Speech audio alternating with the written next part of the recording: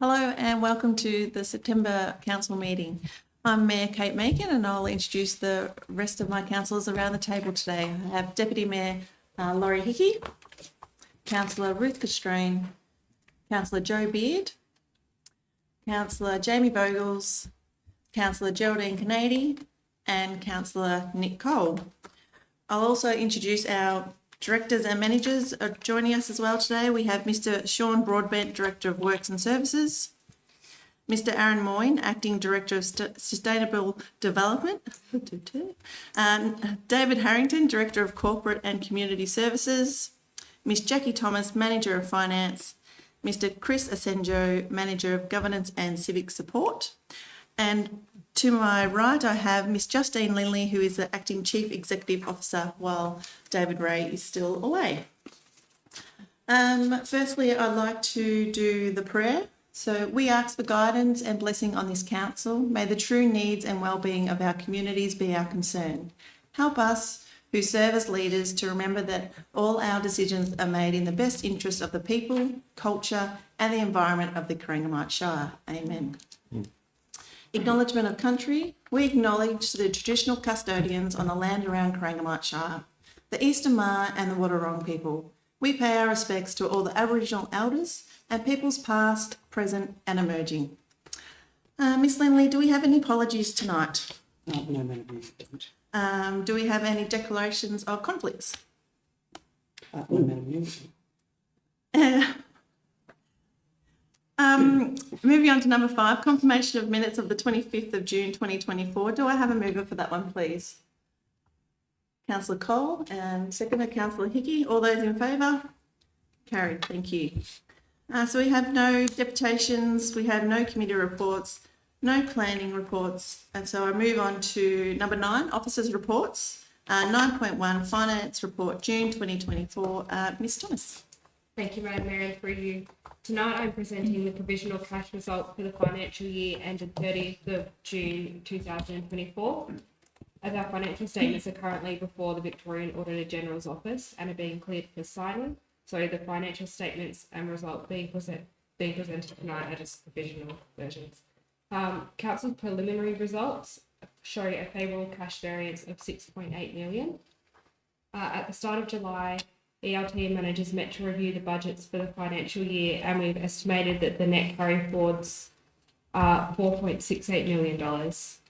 The provisional cash surplus of 6.8 million will be used to fund the carry forwards, which will leave us with approximately $2.1 million of cash surplus for the year.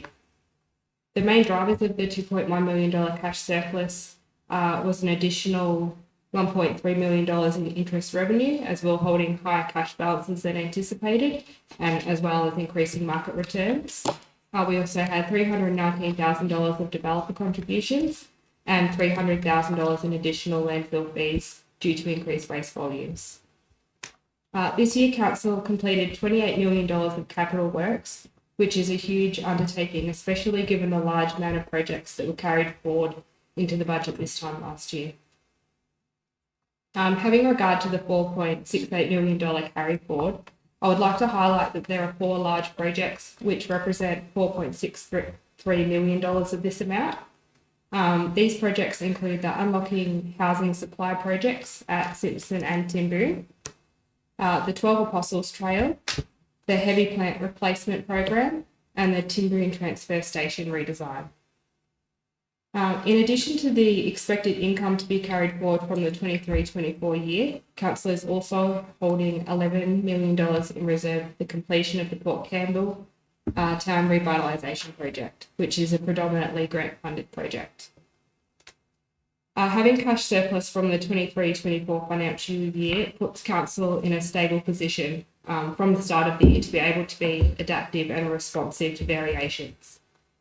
There have already been some variations flagged early in this financial year, and these total $482,000, and so they'll be unfavourable to the budget, and with the main drivers of these due to the increased cost in our insurance premiums, increased costs in employees due to their new enterprise agreement. High levels of expenditure for our heavy and light fleet. And as outlined in the August Council meeting, it has been identified that additional contingency funding is needed in the delivery of the Port Campbell project. Overall, the cash surplus from the 23-24 financial year has put Council in a stable starting position, and I'll provide final results for the 23-24 financial year at the Council meeting on the 24th of September. Madam Mayor, the recommendations are before you. Thanks, Ms Thomas. Councillors, there's a recommendation before us. Do I have a mover for that one, please? Councillor Canady. Do I have a seconder? Councillor Hickey. Councillor Canady. Thank you, Mayor. Yes, I think we're mindful that this is a provisional result for 2024, but it's really good to see that we have performed $2 million better off than the adjusted forecast for 2024. And, you know, I think we're probably familiar with a lot of the reasons for those kinds of differences that emerge with our year-end results. This time it had a bit to do with the timing of the grants, the financial assistance grants that were budgeted for 2024 were paid in advance in June 2023. So that sort of changed the way that they were accounted for in our budget. We had higher than expected revenue, which is certainly very welcome. That, you know, through, as we heard from Ms Thomas, through higher increased interest and some new grants that came through. I think some of those supported increased demand at the kindergartens, maternal, child health and family and community programs as well. And also some reimbursements. I think there's one from One and Water, wasn't there? Other things, you know, additional developer contributions, as we heard. But, I mean, all of these variations, obviously, they just demonstrate that fluctuating quality of finances that we experience every year, and how important it is that we establish a prudent budget and that we have our allocated cash reserves.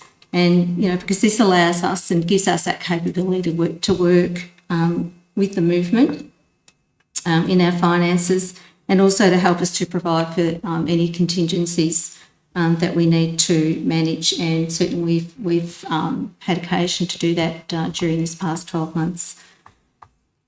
With the approval of the carry forwards of 4.63 million, almost half of that is the unlocking housing supply projects in Timburn and Simpson.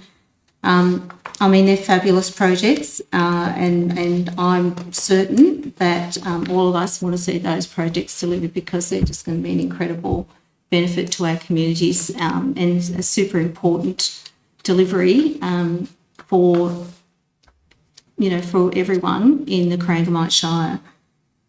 Although the variations that will be unfavourable for our 24-25 budget, it is a budget, but as we heard, those increases at this point mainly relate to increases in costs, which we've all been experiencing. Certainly I've been hearing about increased insurances. We've just settled a new employee enterprise agreement, and obviously we need to replace heavy and light fleet, and I think that that's been delayed to an extent, hasn't it? But obviously costs are going up in that regard as well, but it must be done.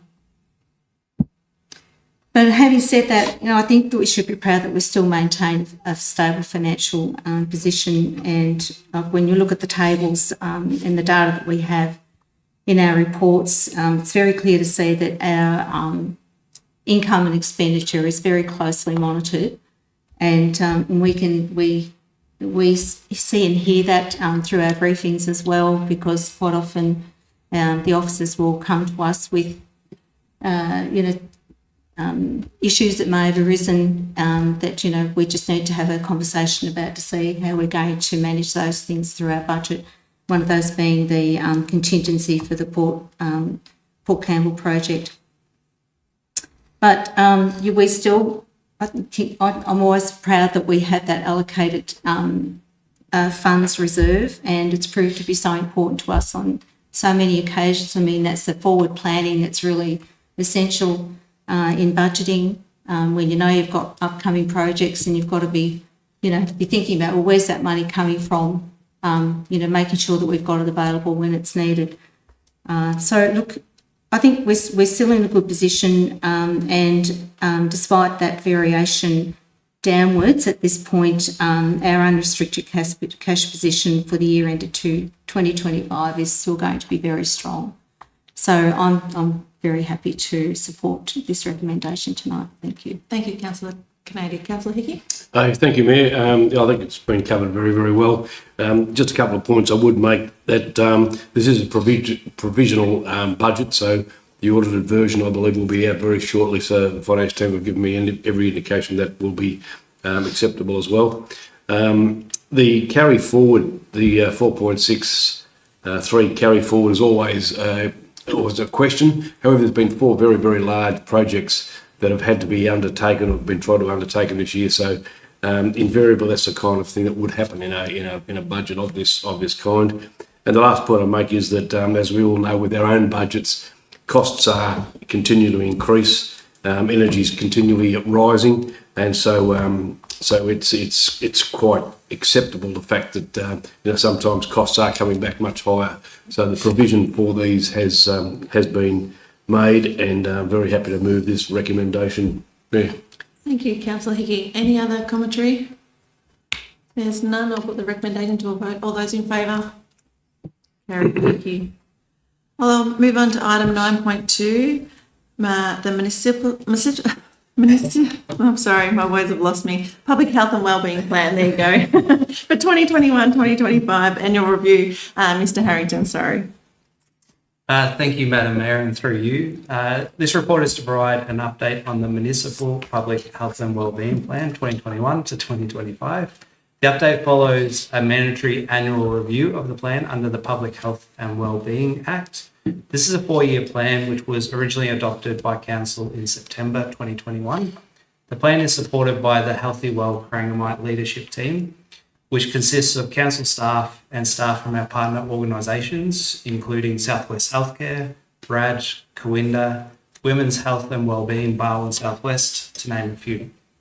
The plan outlines 64 actions, and to date, 51 of those actions have been completed or are in progress, with 12 actions commenced and 1 action not yet started. As this council term comes to an end, it is pleasing to see the list of highlights and actions that are progressing, and this provides a great outcome for our community. The attached report provides more detail of the actions and the relevant status. Mayor, the recommendation is before you. Thank you, Mr. Harrington. Councillor, there's a recommendation before us. Do I have a mover for that one, please? Councillor Beard, sorry, I couldn't see your hand. Sorry. Seconder, please. Councillor Hickey. Councillor Beard. Thank you, and through you, Madam Mayor. This plan, I've always held this in high esteem. It really does mean a lot to not only the community, but also as an organisation for us to know where we need to spend, particularly when it comes to services and projects that are outside the normal roads, rates and rubbish regime. So I think coming into, as Mr. Harrington just said, we're coming to the end of the life of this particular plan and heading into a new one, being 2025. You sort of think about how times have changed and what issues have become of relevance in that time. And even now I sit here and I sort of reflect on that, and I sort of think at that time, being part of of bringing together that plan, those topics and those project subjects were so relevant, and how you sort of think about the next coming years and where our focus needs to be and what we're hearing at a community level. So it's great to see that so much has been achieved. I mean, there's nothing better than thinking, okay, we can start afresh. We're not having to go back and think, okay, we didn't achieve this, we need to do more work in this space. I think the work the organisation has done with the partners, which is really a significant amount of work, and we're talking about health services, agencies that, they live and breathe this stuff every day. And the way that we all come together for the benefit of achieving the outcomes that are desired by our communities really needs to be applauded. Already I'm thinking about how the cost of living, the mental health of, has risen over the coming years, and cost of living has a lot to do with that. So it's going to be really interesting to see where the topics will come for creating our next health and wellbeing plan. Look, it's something legislative we have to do, but we shouldn't look at it as some things we look at from the state government as a burden. To me, this is one of those plans that actually help create better communities. So I think going forward, it'll be, as I said, be really interesting, but it'll be exciting to see what we can do with those partners going forward. Thank you. Thank you, Councillor Beard. Councillor Hickey? Thanks, Mayor. It's just great when you look through the report, particularly attachment A, you see so many of the actions are in green, and those that aren't predominantly are commenced anyway. So it's a very good report. It's a real indictment of the collaboration of all the agencies to be able to come up with a plan moving forward like this one was presented here before us. So I'm very happy to second the recommendation. Thank you. Thank you, Councillor Hickey. Any other commentary? If not, I'll put the recommendation to a vote. All those in favour? Carried. Thank you. I'll move on to item 9.3, contract 2025007, Timboon Transfer Station upgrade. Mr. Moyne. Thank you, Madam Mayor. I'll present Council with this report regarding the planned Timboon Transfer Station upgrade. An upgrade of the facility is planned to future-proof the ongoing use and operation of the site, enabling increased waste streams that can be collected and recovered, along with improvements to site function and safety. A tender was advertised for the project, which includes the supply and installation of retaining walls, piers and other infrastructure, with provisional options for access treatments. 4 tender submissions were received, which were all deemed to be conforming with the tender documents. The submitted tenders have been assessed by the tender evaluation panel based on the designated criteria and in accordance with Council's procurement policy, with the tender submission from Civil Light Proprietary Limited receiving the highest score at a cost of $633,432, including GST. This excludes provisional items for the resurfacing, which will be delivered by a contractor separately. Based on the tender process undertaken, it's recommended Council award the contract to Civil Light to complete the upgrades at the transfer station, with these works to commence in October and scheduled for completion in February 2025. Recommendations provided before you. Thank you, Mr. Moyne. Councillors, there's a recommendation before us. Do I have a mover for that one, please? Councillor Castrain and seconded Councillor Vogels. Councillor Castrain. Thank you, Madam Mayor. And this tender has certainly been appraised by a panel of experts in this field, and I'm certainly not one of them. So it was interesting to see the variation, particularly in the bottom line between these 4 tenderers. I think the council's getting good value, $633,432, the work that has to be completed, and excluding the crushed rock and asphalting. Civil Light have experience in delivering large-scale projects, so I think they'll do a great job, and I'm pleased that they're going to be able to deliver the project within council's timeframe. So happy to move the motion. Thanks, Madam Mayor. Thank you, Councillor Castrain. Councillor Vogels. Thank you, Madam Mayor. Yes, happy to second the officer's recommendation. As things get old, they need to be replaced or refurbished or upgraded to comply with new rules and regulations. So that's the crux behind all this. And I'll congratulate the panel on going to the effort of trying to save some money by splitting it up with the asphalt and crushed rock being separated to do it we've got a better way of doing it that could save some dollars for council. So that's good for the panel to pick that one out and run through that. And Civil Light will do a fantastic job doing that up to keep it up to standard and set it up for the next 20 years. Thank you, Councillor Vogels. Is there any other commentary? If not, I'll put the recommendation to a vote. All those in favour? Carried. Thank you. Item 9.4, the electricity agreement for street lighting. Mr. Broadbent, please. Thank you, and through you, Madam Mayor. This report seeks approval for Council to amend its current contract for electricity supply for small and large metered sites to include electricity supply for unmetered street lighting throughout the Shire. Council has recently entered into an agreement with Victorian Energy Collaboration 2.0, joint procurement contract with 51 other local councils. This is the provision of electricity supply. Under the VCO 2.0 contract, the current electricity supply agreement is with Red Energy and covers small and large metered sites for the period of July 2024 to December 2030. supplying 100% renewable energy. As part of the report, officers made a comparison with electricity supply costs of council's current street lighting provider, and it was determined that savings will be made under the VECO 2.0 contract. As the total value of the proposed change would be approximately $350,000 over 6 years, a council resolution is required. It is thus recommended to approve the amendment to include street lighting in the VECO 2.0 contract. Thank you, Madam Mayor.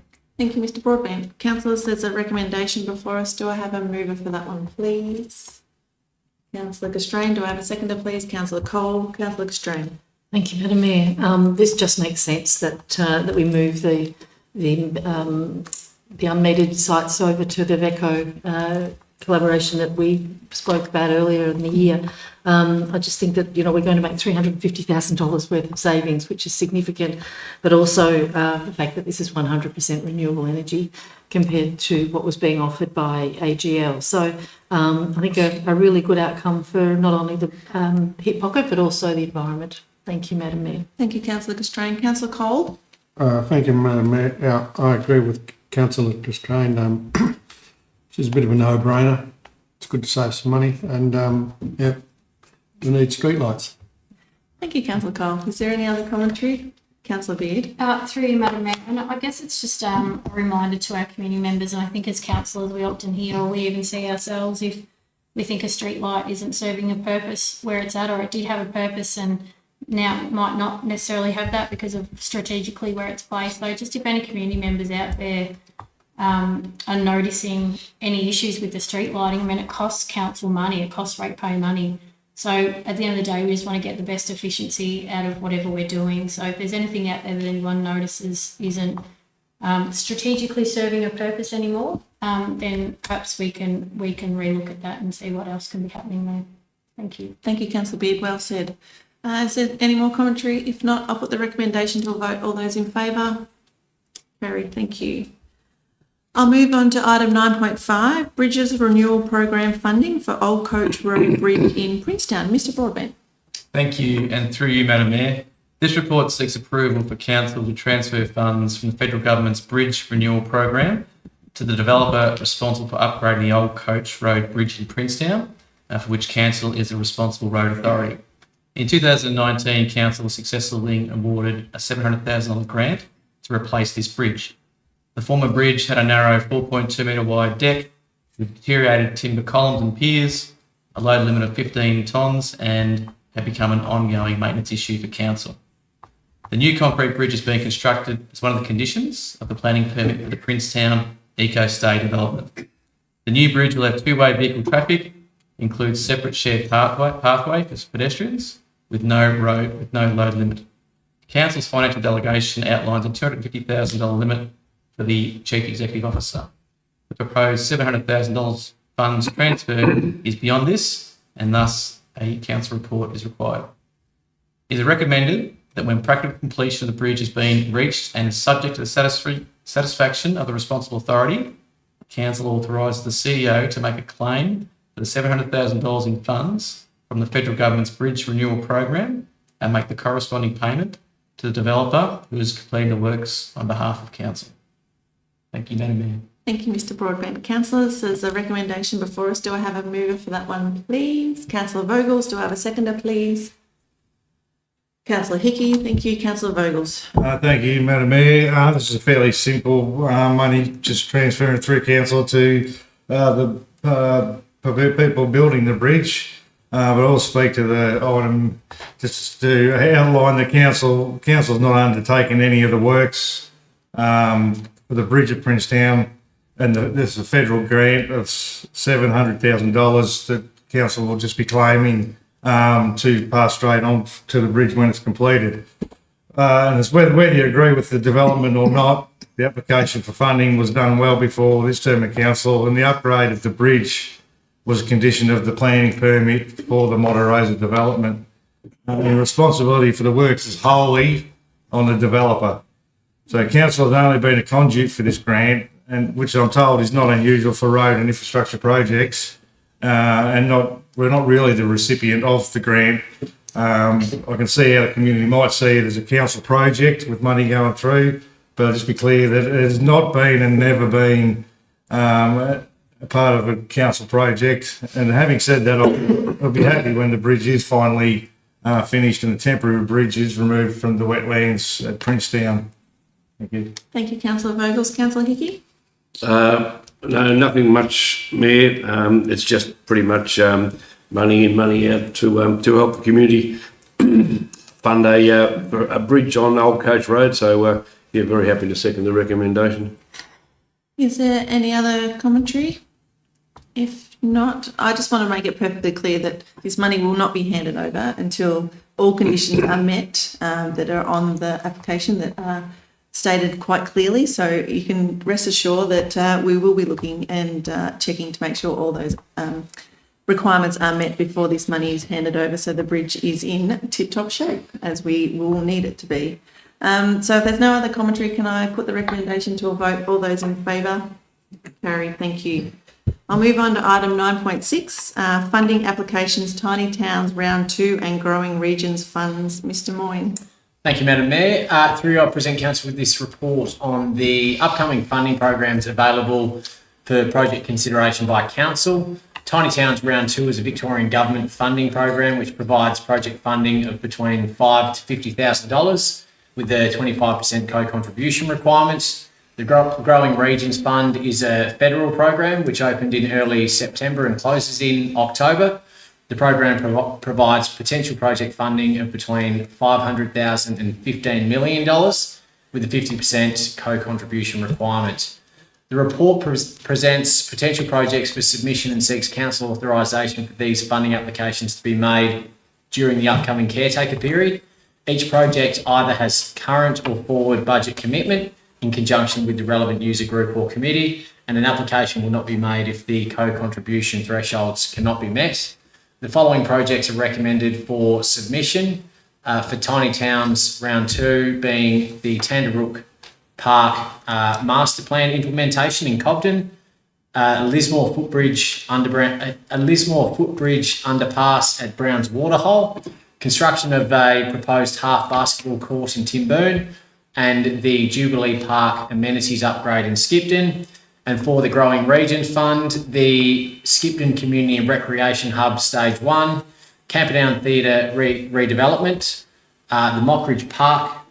Got those projects wrong, do I? I better check the report again. Hold on a moment. Number 2. I've written them down incorrectly. It's just the one. Just the rail trail bridge. Hang on, I've got it here now. Skipton, Camperdown Theatre redevelopment. No, the recommendation is just for number 2, the Growing Regions Fund.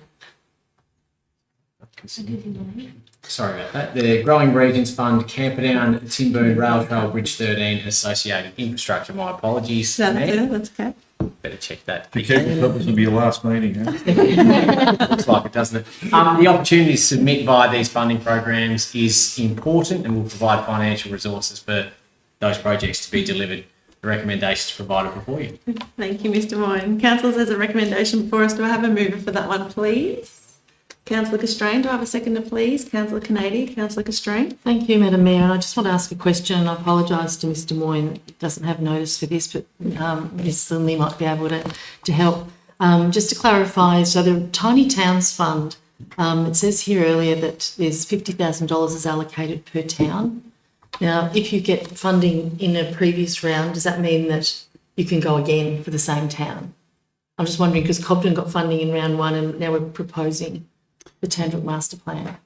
Through you, Madam Mayor, it's 50,000 per round, so per town per round.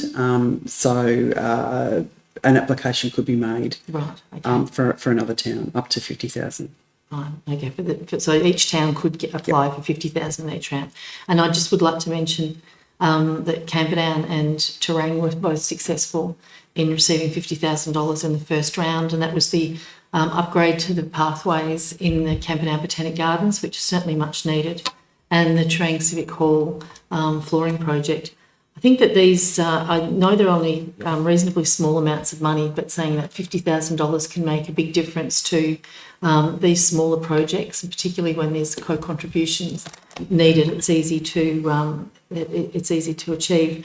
I am pleased to see that the Bridge 13 at on the Camperdown Timboon Rail Trail is being proposed for the Growing Regions Fund, and this is just so important. We've just finished the trail from Timboon through to Port Campbell, and it would be a shame that if we have to have the top section, the Camperdown Timboon section closed, because I know that a lot of people are going to be using that trail. So fingers crossed, let's hope it's successful in this round. Thank you, Councillor Castrain. Councillor Canady? Thank you, Mayor. Yes, certainly there's quite tight timing around this funding opportunity, and I think it closes quite soon as well through the caretaker period. But it does demonstrate that having projects in the pipeline that we've sort of done part of the preparatory work becomes really valuable, because our officers had to move very quickly to grab this opportunity, and we had some projects that were I would say some part way down the road in terms of being prepared for funding applications, and so we were able to bring them forward. I am impressed and well pleased that we're very careful about the Council's capability to meet the co-contribution components of this funding, because obviously we need to be sure that our budget can handle it too. So I think that the right projects have been proposed, and I also wanted to add to that officer support can be provided to any community groups or organisations that are thinking of making applications to this Tiny Towns Round 2 funding as well. I'm taking that from the report, Ms Lingley, so yes, you're assuring me that that is correct. So I'm sure if anyone's got some questions about their application or having a few little issues getting it prepared, well, you can ring the council and get some help to get that your application completed. Thank you, Mayor. Thank you, Councillor Canady. Is there any other commentary on that one? Councillor Beard, sorry. Through you, Madam Mayor, and completely agree with my fellow councillors who have moved and seconded the recommendation already, but I just wanted to reiterate how important it is, because we often get frustrated, and I know we do as community members ourselves, but having to explain to our community members why we do the strategic work, why we build the business case behind projects, because we never know when an opportunity is going to come along. We know that both federal and state government are pretty much broke, and so we know that our grant opportunities are going to get tougher. So when you get a quick turnaround of a project, of a grant funding opportunity like this, we have to have the projects ready to go.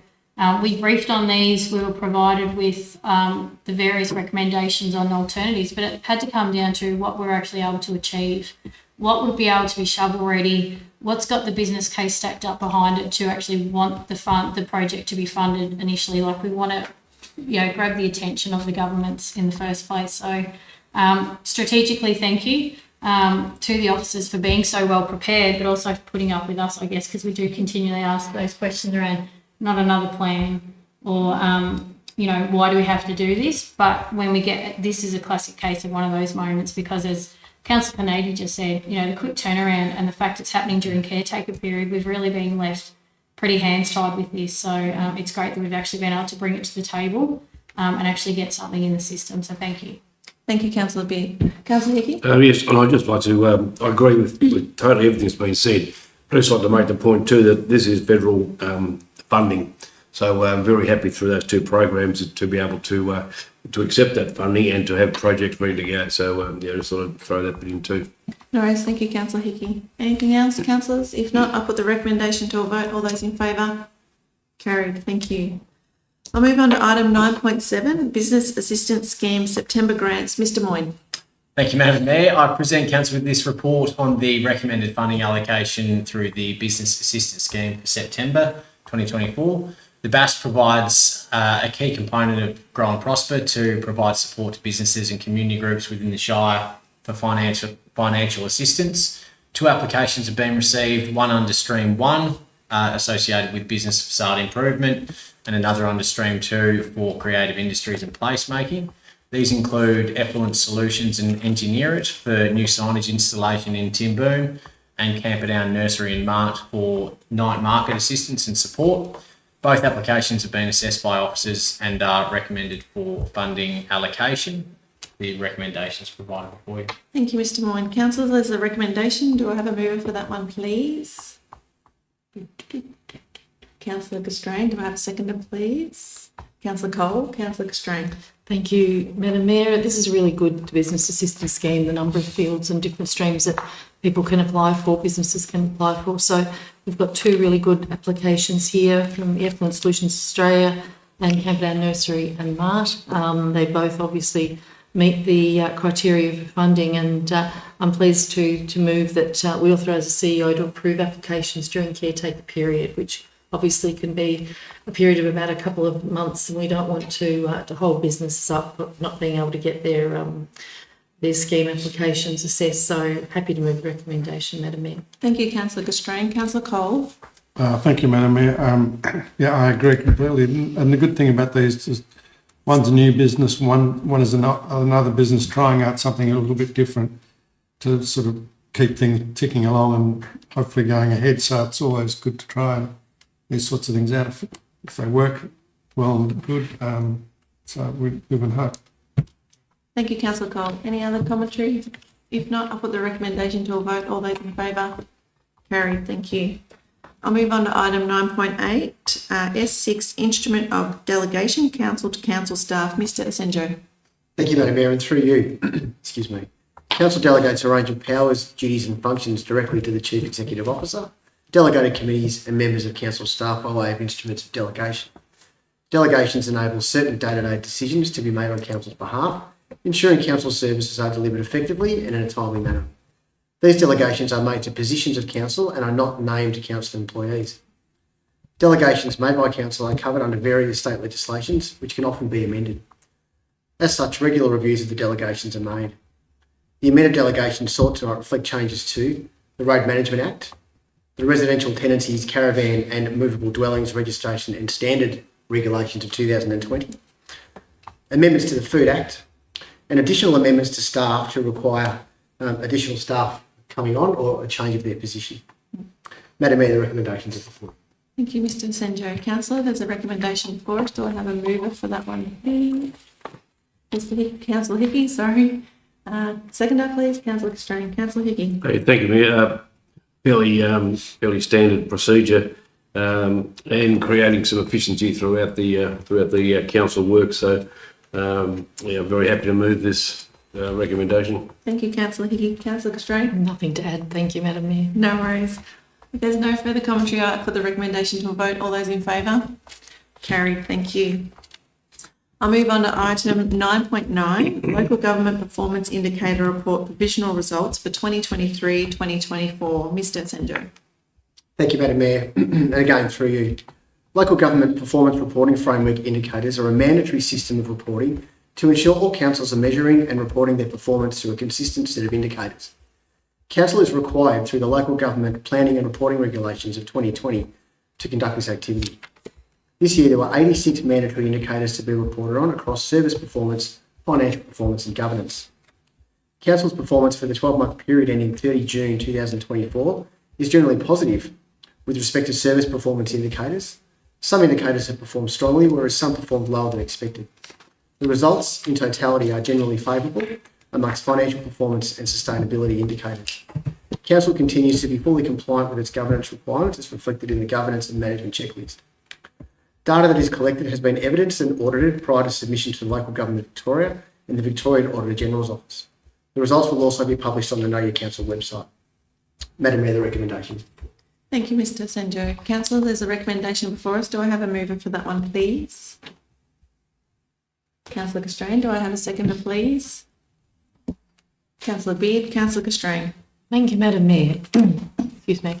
we've long complained about these performance indicators over a number of years since they were enforced on councils by the state government. But it is interesting as time goes on to start looking at trends that seem to be appearing. And I was just wondering if I could just get a couple of points clarified just to why a trend might be occurring. And that's around the maternal and child health participation. There is a slight decrease in number of people accessing that service, and also the amount of waste diversion from landfill is certainly decreasing rather than I would have hoped increase. Yes.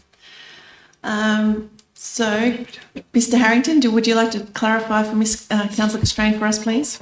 Yeah, I'll do maternal, child and health. So the trend is slightly decreasing, and the numbers are quite small in this area. So changes do make a little bit of an impact. But having a look at the data, what we can see is that there are a number of families who have moved away, and that is impacting the data and showing a small decrease over time. And Ms. Lindley, did you want to do the waste one? Thank you, Madam Mayor. And with regard to the changes in the waste performance measure, food and it's primarily based on the way that food and organics waste is now classified. It used to be classified as an item that would be diverted from landfill. It's now no longer the case, so that's excluded. So it has skewed the figures in the reporting somewhat. Great. Thank you, Madam Mayor. No worries. Councillor Beard? Through you, Madam Mayor, and thank you for those clarifications. That's all right. Councillor Constrain. I think when we look at these, and you're right, we were very critical when we knew that these performance indicators, like we had to start reporting on them because it's just another level of unnecessary red tape. And I can remember a lot of the conversation at the time, but as we've gone and we really have maintained such high level of provision, when you look at it in comparison, it is a great way of measuring it against other councils, but we have always been at such a high level, which is above average. So when we see a slight drop and we sort of think of it as being, well, that's that's not great, but every now and then it's not bad for us to be somewhat not exposed, but where it's reality. And when I think of reality, particularly with Mr. Moyne here still, it's the fact, you think about planning, and anyone who looks back at our council agendas over the last 12 months, and you see the complexity around the planning decisions we're having to do, they're the ones that actually make it to the council table, to the chamber. That's not the ones that our planning officers are having to deal with on a day-to-day basis. There is a lot. There's been a real growth in application, but more so the complexity of those. So we can't allow ourselves to become too negative about some of the numbers we're seeing, because they're still actually relatively amazing. And when you compare them against our other like shires, we're still performing really, really well. So as an organisation, I hope no one's getting too down on themselves. Because in reality, we've actually always been at a high standard. And it only takes one or two things, whether it's a carry forward project of significance, that actually can throw out some of those numbers too. So I'm still really impressed as an organisation by the numbers that we continually have come to us. And it should be celebrated as an organisation, which I think we do a pretty good job of making sure that people, particularly the staff, know just what a great job they're doing. Thank you, Councillor Beard. Councillors, any other commentary? If not, I'll put the recommendation to a vote. All those in favour? Carried. Thank you. Item 9.10, overview of the council term. Ms. Lindley. Thank you, Madam Mayor. When councillors were elected to office in October 2020, in the midst of the global COVID-19 pandemic, and since that time, council's overseen a program of significant change, including implementing a number of procedural and governance changes arising from the introduction of the Local Government Act 2020, and also accommodating the restrictions and challenges arising from COVID-19 and working within the constraints of the cost of living and inflationary pressures of more recent times in 2023 and 24. And with council currently being on the eve of the commencement of the 2024 local government election caretaker period, which starts at midday tomorrow, a report has been prepared for Council's consideration as an opportunity to reflect on the achievements, the challenges and areas for improvement for this Corangamite Shire Council. This report is an adjunct to the more formal performance measures, which Council has just discussed, and the reporting requirements that are contained in the annual statements, the annual report, and the local government performance reporting framework. And just picking up on one holistic set of measures, and I will pick on planning for this particular one, that over the past 4 years in the council term, Council has approved permits representing $196 million worth of potential projects and investment. And if that was a dollar coin laid end to end, it would go from Port Campbell to Skipton 40 times. And also that represents 586 permits issued, which is one permit every 2.5 days. Thank you, Madam Mayor. Thank you, Ms Lindley. Councillors, I have a recommendation before you. Do I have a mover for that one, please? Councillor Hickey, do I have a seconder, please? No? Oh, Councillor Castrone, sorry. Councillor Hickey, would you like to go first? Thank you very much, Mayor. And yes, it's when you look through the report, it's no wonder we're feeling a bit tired after the 4 years, because there has been a significant amount achieved, and there's just been a few difficulties over the 4 years. I must admit the face-to-face communication didn't start off very well. We were all behind screens to start with, and that was not ideal. One thing that's really struck me is the fiscal discipline that is a culture within the Shire, and something that I'm very proud to be part of as well. Yes, it was local governance is something that's quite often sometimes looked at a bit, looked down at us, but we really are the grassroots level of governance. When you look at the other tiers, we're the ones who probably know most of our ratepayers and most of our constituents. We're the ones who take those conversations to heart when we meet publicly and socially. As I said, sometimes during the last few years, that it sometimes takes 20 minutes to buy a box of cornflakes, such as the interaction we have with our ratepayer. So something to be worth being proud of as well. I've also learnt that the council staff are just amazing and very, very capable. And looking from the outside in, sometimes it's not always obvious, but I just want to call that out and just say how amazing the staff really are, and the work that they do. Councillors and the executive team are subject to governance, as we've just seen in the former report, and that certainly helps keep us on track.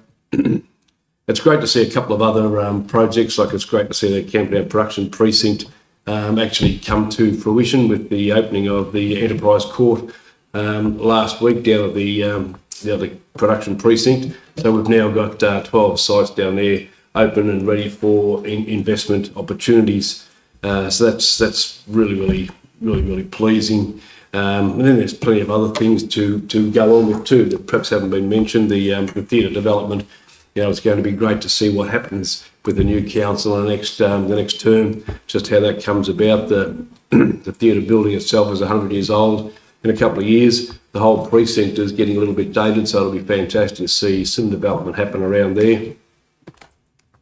And I think as a council, we've gone on continually supported our agriculture in the region, which is our number one industry, and something where we need to support too, from whether it be the imposition of foreign investment, taking valuable farmland for other carbon credit uses, to the very fact that we need to make sure that we've got washout facilities on the ground for our truck operators, to make sure that they're able to conduct their business throughout the region, and make sure that they can do it in a safe and environmentally sensitive area.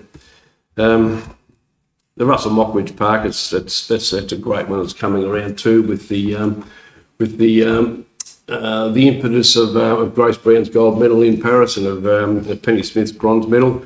There's been a little bit more focus on Camperdown and the region as far as sporting goes. And on Sunday, I did happen to witness the under-12 Warrnambool Wolves soccer team take out their premiership up in Hamilton at Padrina Park. And I was amazed at the amount of participants and the facilities that they have up there, and the growing interest in soccer around the area. So if Mossbridge Park could be developed around there, it would be absolutely fantastic, I think, too. And there's plenty of other things to do. There's walking tracks, there's town plans, and there's a lot of other to do. Madam Mayor, so I'll just leave it there. But yeah, very much proud to be able to say it's been a very interesting 4 years of council, and yeah, look forward to see whatever happens in the future.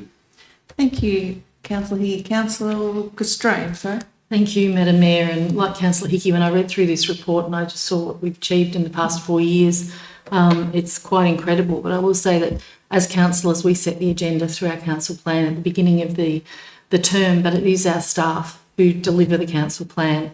I agree with you, Councillor Hickey, we have amazing staff who certainly deliver well above what we expect. So I'd just like to, through the acting CEO and the CEO who may be watching us, tuning in from far and wide, who knows, just pass on congratulations to the staff. And I also make note of former CEO Andrew Mason, who was leading the team for a couple of years, and former Works and Services Director Brooke Love. She certainly did a power of work. And I notice the Acting Director of Sustainability and Development, Aaron Moyne, is with us. I think this is his last meeting before he moves on to, well, I can't say greener pastures because we think our pastures are pretty green at the moment. But when you read through the list and you see the amount of work that, in particular, your crew, Aaron, have delivered, it's quite spectacular. You know, structure plans, unlocking Simpson, unlocking Timboon, is just, the amount of work is just absolutely phenomenal. But you know, we did start off a little bit bumpy with COVID, but I think the organisation handled it really well. We were very flexible. We were able to work from home. Our staff, again, did an incredible job. We had an extra 40 staff come on board and working for Victoria team, so that was fantastic. Supporting our businesses to get through that very, very difficult time, as well as our communities. And I think we can look right across Victoria and see what I think the impact of not being able to form strong bonds as a council team early on has resulted in a number of resignations from sitting councillors or monitors being appointed. So I'm very proud of Corangamite, the way that we came together as a group, very cohesive, and I think that the council, because of our behaviour and our decision making, I think we're a very well respected organisation. With negatives, there's the flood event at Skipton, which again impacted that small town, but on positive, you saw the town coming back together. They're incredibly resilient. But one of the hardest decisions I had to make, along with the councillors, was the decision to withdraw from aged services, and that certainly wasn't made lightly. I think when I read the public health and wellbeing plan, the number of interactions with the liaison teams is significant. So it means that we're still supporting older people in our communities. Positives, there is just so many as we go through, and I'm not going to go through them all. I'll leave space for other people. But for me, the Grow and Prosper economic development strategy led by Mrs. Lindley, and that ground-up document, it's a Corangamite bespoke economic strategy. It's not something taken off a shelf and changed the heading. So it's absolutely fantastic. The 12A's trail from Timboon to Port Campbell, that's been a long-held project for me, and I was just absolutely delighted to see that up and going. And again, the commencement of works in Port Campbell, and soon to be the completion of works in Port Campbell, will be a very happy day, not only for me, but I imagine for the businesses and people in Port Campbell who are doing it tough at the moment. Also, let's say the collaboration with Moyne Shire, with the library, the dissolution of the Corangamite Library Service. The new partnership, I think, is working really well, and we're seeing increased usage. So I might leave it there, Madam Mayor, for others to mention. Thank you. Thank you, Councillor Castrain. Councillor Beard. Through you, Madam Mayor, and that was fantastic. Councillor Castrain and Councillor Hickey, thank you. I think back, and I've still got in my vision the first photo as a cohort that we had on the day that this council was declared as the council, and we were social distancing. You can even see in the photo that we had to be so far apart from each other, and I'm sure at that time we would have only been allowed to take the mask off just for the photo, and we were outdoors. So you think back, and it sort of seems so long ago, but it really wasn't. The impact that had across the board, I think you always find a silver lining, but I think from various leadership that we've had throughout this organisation is we knew what we had to do and we just kept doing it, and that has filtered all the way through the organisation. There was so much opportunity that come out of the negatives as well. So it is nice to, I guess, reflect on what's happened, and in some regards I'm grateful for some of the opportunities that's come from it. Even the fact that we've got the team here that do our live streaming every month. At first we were so daunted by that, but all it's done is enabled us to engage even more with our community. So that's a silver lining, although I think some of the councillors and officers still don't particularly feel that comfortable with it. But I know that has served its purpose. Just reiterating what was said before too, I think the strategic direction of this council, and both Councillor Australia and myself, you've been around a lot longer than me, but for me, the most strategic direction and accomplishments ever achieved by this council, I would believe. And that comes from the top. Every budget where we say, okay, we get the opportunity to say whether we're going to do something or not, we always say about what's the organisation's capabilities. We've always got to make sure that the staff can actually do the work when we're going to commit to it. None of what we've achieved would have happened, again, without the staff and the buy-in from our communities. There's been so many strategic plans, master plans, and that's not only doing that, it's then actually getting it through the adoption and the amendment process, which then takes a lot of work and a lot of time. So we haven't bolstered our our organisation as such. We haven't employed heaps more people, which blows out our staff expenses. We've actually done it with the capability of what we've got and got the expertise where we've required it. But as I said, it's that strategic vision. Yes, as I said, ambitious, but it was what's been needed. And I really think whatever the council may be going forward, this has helped set up the groundwork for that and the future of the Corangamite Shire communities. I think all we've done is create even better. When you think about funding opportunities, like internally, we've done even better in that when you think about the business assistance scheme. So we've brought together a lot of efficiencies to be able to do things better. So we haven't lost anything in terms of the things that we're really proud of, like projects that we do that not all other councils do. The nice things to do, we've actually been able to create even better opportunities for our community. So I'm really proud of that. I'm really proud of the fact that as a council, we don't always agree, but all that does is actually give us good reasoning to actually listen to someone else, and then we actually come out the other end where we think that's actually better, or it's just great reasoning. So I'm really proud of the fact that as a council, we don't always agree, but I think we always come up with the correct and the most appropriate outcome at the end, which I think, again, as you said, Councillor Australia, not all councils have had that opportunity to be cohesive across 4 years. Again, we've had some challenges, and you look at, and we've had only our fair share of natural disasters, and our communities continue to be challenged around that. But we're inspired by our communities, and they're also inspired by our staff that continually stand with them and help them recover from those. So that's really important, that regardless going forward, I think that is certainly our culture here, and it's been really proud to be part of that.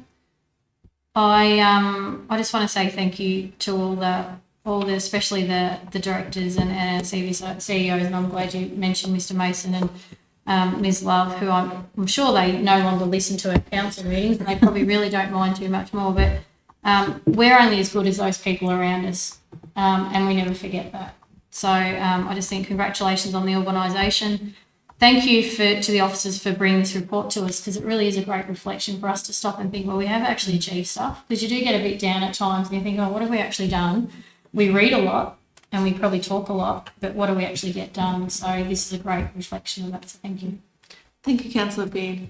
Councillor Canady. Thank you, Mayor. Certainly, I don't think I'm going to match the eloquence that's gone ahead of me. But I'm probably, my reflection sort of is focused a bit more on the council team and the organisation. I actually feel really proud. I think we actually achieved our mission, and I think we upheld our values like of teamwork, integrity and respect. I think we did that really well, and the organisation did that really well too. I think that expectation of sound governance and good culture was embedded really early in the term, and I think that's been evidenced throughout the organisation as well.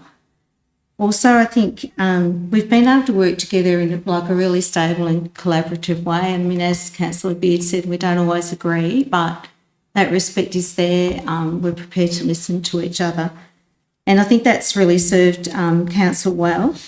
And I think that's been a really good foundation for making good decisions and just getting things done as well. But like the councillors before me, I think we do have an amazing organisation. I'm forever impressed and in awe of the work that everyone on the team does. Every last person in the organisation. You know, I've only a couple of weeks ago, I was just watching what the girls were doing at our business breakfast and all the effort that they've gone through just for that one event, and just how enthusiastic they were and how much it meant to them to get it right and all that. That's just one example, but that's happening all the time. You know, I spoke to, I think, Peter, I think, who is on our works team. He was doing the lawns in Terang. You know, we just had a conversation for a little while, and you know, he was just so proud to be part of the organisation, and you could just tell he really cared about the work that he was doing, and you know, he wanted to be sure he did it as well as who was the fellow that just finished? Ken, yes. And I said, well, I'm sure we will. I'm sort of absolutely certain we will, but yeah, he'd already set himself a benchmark. But you know, I think that's you know, that's just really beautiful to see. We have an amazing leadership team. You know, we have had a few changes, but everyone's been wonderful. So supportive of the councillors, care so much about the organisation that, you know, we get things right. I think that if there's anything that's a bit of a concern, you know, no one's sort of trying to hide away from it. It's all about, like, how can we, you know, deal with this? How can we get a good outcome? How can we support the people that need it? You know, we're seeing that all the time, and I'm really proud of it. But the effort and the commitment from our council staff, I mean, when you look at this list of achievements here, and that's not all of them, I mean, it dazzles. It's just incredible. And some of the achievements there were really big bodies of work, you know, that just took months and months and years in preparation. So it is an incredible achievement, and as Councillor Pastrane said, it's only because we have such committed staff, and you know, they are so committed to their work. So from me, thank you very much to everyone, and that's probably kind of a, you know, almost a shallow word, but it's certainly said with great sincerity, because you've all been incredible. So yes, I'm really proud of all those achievements. I'm proud of that we've managed to our finances so well over the course of the term, and we know that's going to become more challenging, but I think we're up for it. I think, you know, we've made great efforts with advocacy on behalf of our community, and you know, I think we've been really committed to community wellbeing. We talk about that a lot. Councillor Beard referred to that, you know, especially during the their response to the disasters that we've had, you know, the flooding and so on. Some of that's ongoing, and it required a huge effort by the organisation and the staff, and so much empathy that they had to give. And they did it so well. I will say I actually had noted the Grow and Prosper framework. I'm really proud of that. Like, not everything's tangible, you know, like you can see the footpaths and the roads and all that sort of thing, but this framework, I think that's an incredible piece of work that's going to serve us for years to come in terms of like setting setting a direction, being strategic and supporting Corangamite Shire. But my very favourite part of that is the agricultural strategy that we've just completed. So that's my piece. I'm just so appreciative of everyone that's been around me for this whole term. Thank you. Thank you, Councillor Kennedy. Councillor Cole? Thank you, Madam Mayor. I thought I was going last. No, no, you're not. No, I haven't got a lot to say, but I will say thank you very much. The staff, has been mentioned before, have been fantastic.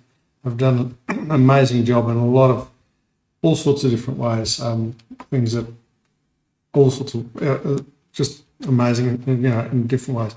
I've got one or two little bugbears that I've had, which one of my problems is the Darlington Hall up there is being re-stumped and everything else, and it needed a licensed builder to do it.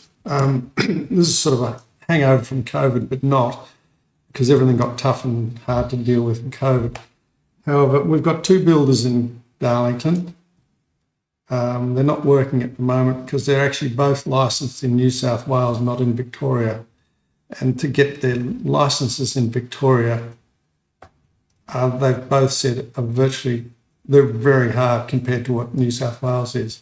So they're both nearly organised to go, but they can't do it. So that's one of the problems I find. It's just a red tape thing, and either the buildings in New South Wales are substandard or they're brilliant in Victoria. I'm not too sure which way it is, but and that's a bit annoying for me because it's just been a block on getting a project finished, which we couldn't do. So we've still, it's half done, but we can't finish it, unfortunately. And the other one I'm really pleased to see going is the footbridge under the Browns Waterhole. Lismore, keep the kids off the road, make access to the swimming pool very safe, things like that. Those are the sorts of jobs that they're small and insignificant in a lot of ways in comparison to what's happening down south, but they're just as important, if not more important, in a lot of ways. So it's a great to see, and there are plenty of examples of those small jobs that have been ticked off that make a massive difference to the community and everyone that's using all the facilities. So that's the main thing. And as I said, the staff have been incredible from the top down to the bottom. And if you drive around the Shire and look at various towns, they're all neat and tidy. I've had comments from people driving through and they'll say the same thing. They're all neat and tidy and just look fresh and clean. And that's a credit to the staff that are doing those jobs out there. So congratulations to them. So thank you. Thank you, Councillor Cole. Councillor Vogels? Thank you, through you, Madam Mayor. So, yeah, last off the cab, and everyone's had a lot to say, and they've all said it extremely well. And I back in everyone's sentiments on the staff. They're just so fantastic to work with, and probably one of the highlights is that everyone's very open and honest and candid in what they say, rather than secretive. And I think that's where a lot of other councils fail when they can't have honest conversations with their senior staff. We've had some turnovers of our senior staff, but nobody's left to go sideways or down. It's all into higher to better themselves in higher jobs, moving from managers to directors and to higher funded councils, I guess, like moving to Warrnambool and stuff like that. So nobody wants to get out just to get out. Because they're well trained here and well supported, and then can move up into the next grades, which is a really good thing that Corangamite does and does well, support their staff, and then we get the support back as councillors from the staff with their knowledge and expertise. The Coast Award's been a very interesting year for the Coast Award. and there'll be next term would be a lot of stuff finishing off, and finishing off well.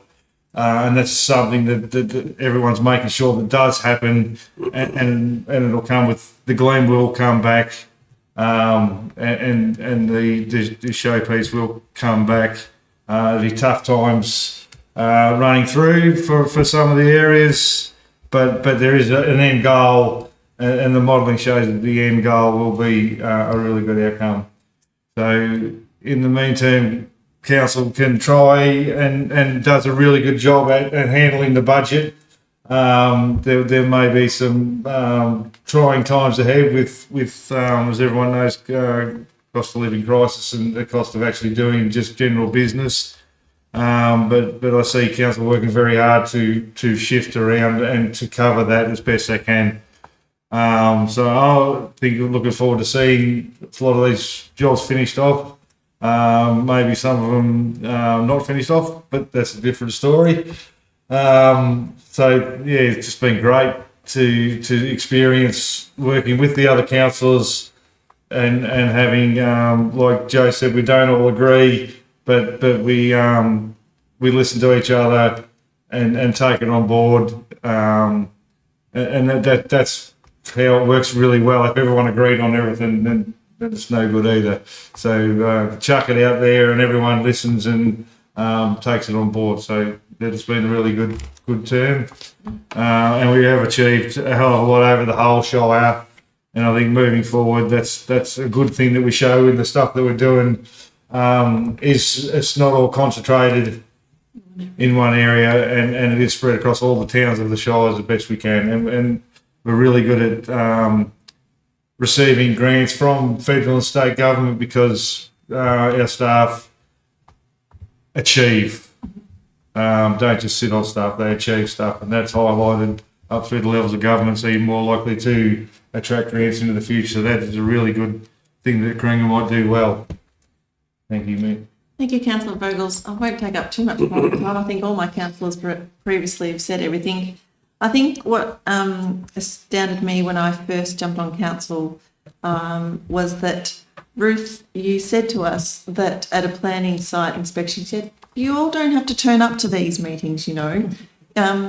It was something that you weren't used to, that all councils turned up to every site inspection, but we all made it our made that our minds and that our determination that we were going to turn up to every planning site meeting to make sure we're all well informed and we could make the right decisions on the day for those applicants for those planning permits. But I just would like to say thank you, especially to yourself, Ruth, and Joe, for the way you have led this team in the first couple of years. We did have quite a few newbies on the council, and I'm sure it would have been a rough road, but you set the line well and you showed us the ropes and how it's all done. And so you must congratulate the both of you for the way you've shown us how it's done, and congratulate you both as well. So thank you very much for all your work you've done. But thank you to the rest of the councillors as well, because we are a group that work well together. And yes, we do have differences, and yes, we don't always agree, but we get on with it and we just get the job done. And that's what I like the most about this group, is that we can all go off and have a coffee or something else out of these four walls and still talk about our day-to-day lives. But that's a real testament of how we get along together and how we can just set aside our differences and just go on the way as we do. But as Councillor Cole said, it's the small things that matter the most to our communities. And I remember a footpath being done in Timboon along the Curdyvale Road. It's just a footpath to you and I, but to the community in Timboon, it's a great footpath linking the town all up, and it means that more people are using that footpath. And you may think that that's just a silly little thing, but it's a great thing. But also, as my previous councillors have said, the completion of the 12 Apostles Trail, I can't believe how many people are using that trail. It's a fantastic trail. I use it quite often myself, and lots of people comment to me how great it is. And if there's a tree down, look out, because I soon get told, don't you worry. But we've also done precinct plans, we've done structure plans, and I think that is just great for all the towns going forward. it means the towns have a plan going forward, and if there's funding opportunities there, we can get those fundings in, and that's great for those towns. And remember, we do have 12 towns, and to do structure plans for all 12 towns does take a long time, but we've managed to pump out quite a few in the last 4 years. So well done to those teams who have managed to do all those. It's just fantastic, and the agriculture future studies, it's just great. We understand agriculture is really important to here in Corangamite, and we need to protect it as much as we can. And that study and that strategy is just fantastic for the community going forward. But I think my fellow councillors have said it all, and I thank you all for around the table what you've contributed to these last 4 years. I've really enjoyed my last 4 years, and who knows what's going to happen in the next 4 years, but I really do wish everyone the best, and I hope we are sitting around here again, but we'll wait and see. And thank you to the ELT, the directors, the managers, and everyone else involved.